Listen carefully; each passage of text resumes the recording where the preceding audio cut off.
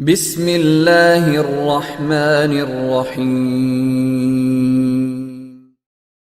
RFT में हम minerals का लेवल देखते हैं, इलेक्ट्रोलाइट्स का लेवल देखते हैं, प्रोटीन का लेवल देखते हैं और ग्लूकोज का लेवल देखते हैं। अस्सलाम वालेकुम नाज़रीन, हकीम खुर्रम शहजाद मली आपसे मुखातिब है। नाज़रीन, आज हम बात करेंगे एक और ब्लड टेस्ट के हवाले से, यानी आरएफटीज़ के। गुज़श्ता वीडियो में हमने एलएफटी पे बात की, आज हम बात करेंगे आरएफटी यानी रीनल फंक्शन टेस्ट पे।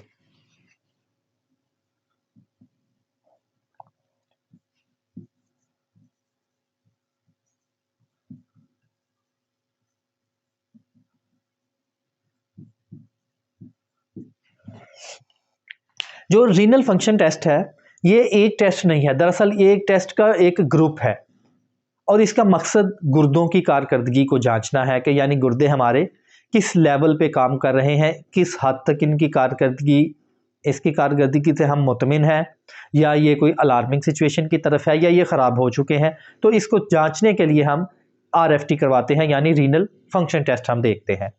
तो ये जो टेस्ट मैं पहले बता रहा था कि ये कोई एक टेस्ट नहीं है, ये टेस्ट का एक ग्रुप है जिसमें हम मुख्तलिफ चीज़ें देखते हैं। क्या क्या हम इसमें देखते हैं?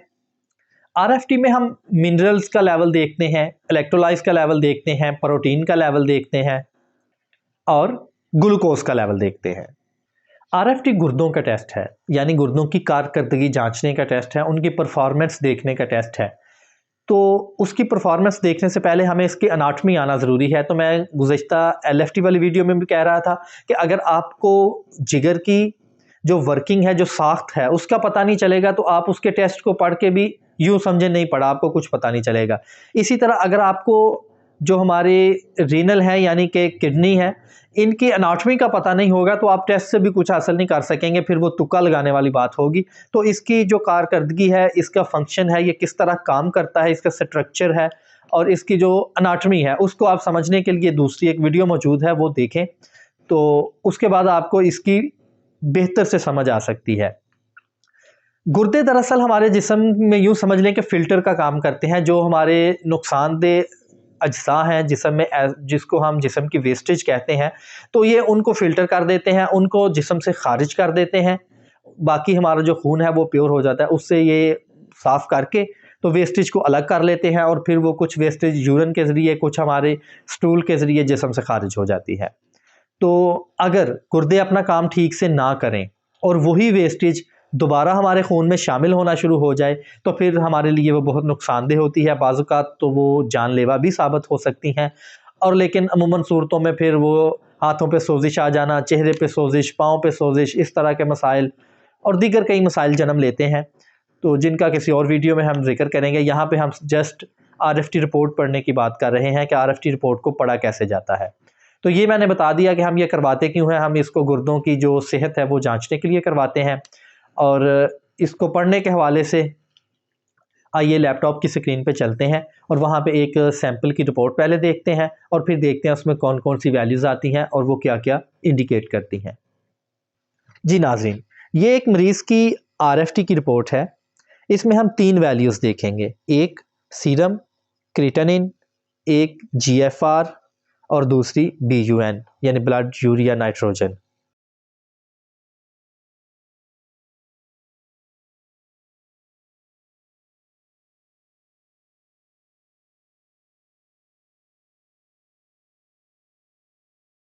जीएफआर ग्लोमेरुलर फिल्ट्रेशन रेट और बीयूएन ब्लड यूरिया नाइट्रोजन। सबसे पहले बात कर लें क्रिएटिनाइन। क्रिएटिनाइन मेटाबॉलिज्म का फालतू मादा है जो बज़रिया पेशाब हमारे जिस्म से खारिज होता है। जब गुर्दे अपना काम ठीक तरीके से नहीं करते तो ये वेस्टेज वापस खून में मिलना शुरू हो जाता है, यूं खून में इसका लेवल बढ़ जाता है। क्रिएटिनिन का लेवल उम्र और जिस्म के वज़न के हिसाब से अलग अलग होता है। औरतों में इसका लेवल 1.2 और मर्दों में 1.4 से ज़ायद होना ये ज़ाहिर करता है कि गुर्दे ठीक से अपना काम नहीं कर रहे। जैसे जैसे गुर्दों के अवारिस बढ़ते हैं, खून में क्रिएटिनिन का लेवल बढ़ता जाता है। उसके बाद है जीएफआर। तो ये टेस्ट हमें बताता है कि गुर्दे किस कदर खून से फजलात और दीगर अज्जा को फ़िल्टर कर रहे हैं। इसमें सीरम क्रेटिनिन लेवल को गिना जाता है जो उम्र और वज़न के लिहाज से अलग अलग होता है। GFR 90 या इससे ज़्यादा होना चाहिए। अगर GFR 60 से कम आ रहा हो तो ये गुर्दों के अवारस को ज़ाहिर करता है। अगर GFR 15 तक गिर जाए तो ऐन मुमकिन है कि किडनी फेलियर यानी गुर्दे काम करना छोड़ दे। तीसरी वैल्यू हमारे पास BUN है यानी ब्लड यूरिया नाइट्रोजन। तो यूरिया नाइट्रोजन हमारी ग़िज़ा में मौजूद प्रोटीन के जो ब्रेक डाउन से बरामद होता है। इसकी नॉर्मल रेंज 7 से 20 तक है। अगर गुर्दों के काम में खलल आ जाए तो BUN लेवल बढ़ जाता है।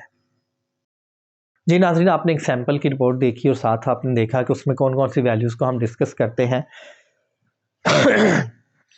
जी नाज़रीन, आपने सैंपल की एक रिपोर्ट देखी और साथ उसमें जो वैल्यूज़ दिखाई गई थी वो भी आपने जानी कि और उनका बढ़ जाना या कम हो जाना किस तरफ इशारा करता है और उसकी क्या वजूहात हो सकती हैं।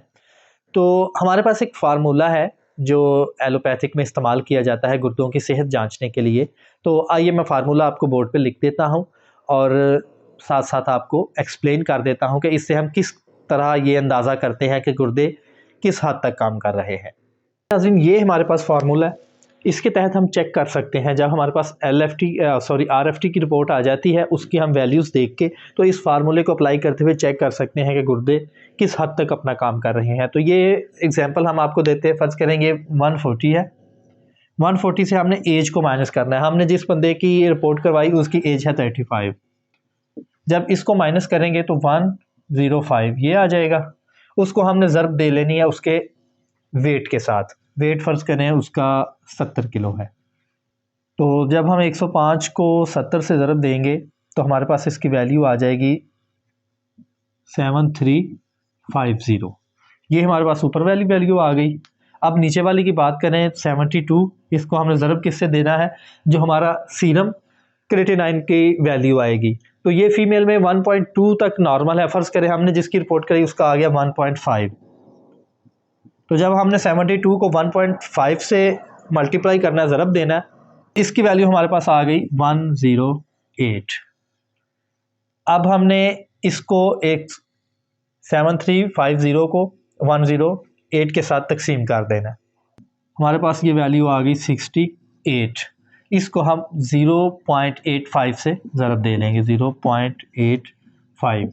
जब हम इनको ज़रब देंगे तो हमारे पास आंसर आएगा 57.8। ये हमारे पास आंसर आया इस फार्मूले को अप्लाई करके। तो अब चार्ट हमारे पास ये है। इसको हमने कैटेगरी में बांटा हुआ है G5 तक। अब ये हमारे पास एक चार्ट है जिसमें 5 कैटेगरीज हैं। G1 2 3 में A और B 2 हैं, उसके बाद G4 है और G5 है। तो हमने अपना देखना, हमारे पास आया था 57.8। तो 57 एग्जिस्ट करेगा यहाँ पे G3 में। G3 का जो A है यहाँ पे एग्जिस्ट करेगा, क्योंकि ये जो हमारे पास वैल्यू थी 60 से कम और 45 से ऊपर की जो वैल्यू होगी उसको हम G3A में कंसीडर करेंगे और 57 यहाँ पे हमारा एग्जिस्ट करेगा। तो इसका मतलब क्या है कि G3A में आ रहा है कि एवरेज से बिलो हो चुका है, नीचे जा चुका है, बिलो एवरेज हमारे गुर्दे काम कर रहे हैं। तो इस तरह आप इस फार्मूले को अप्लाई करके गुर्दे की कारकर्दगी के हवाले से जान सकते हैं कि गुर्दे अपना फंक्शंस, अपना किरदार किस हद तक अदा कर रहे हैं। तो ये एक वीडियो थी जो हमने RFT के मुतालिक बनाई। इंशाअल्लाह नेक्स्ट वीडियो में मुलाकात होगी। तब तक के लिए इजाज़त दीजिए। अल्लाह हाफिज़।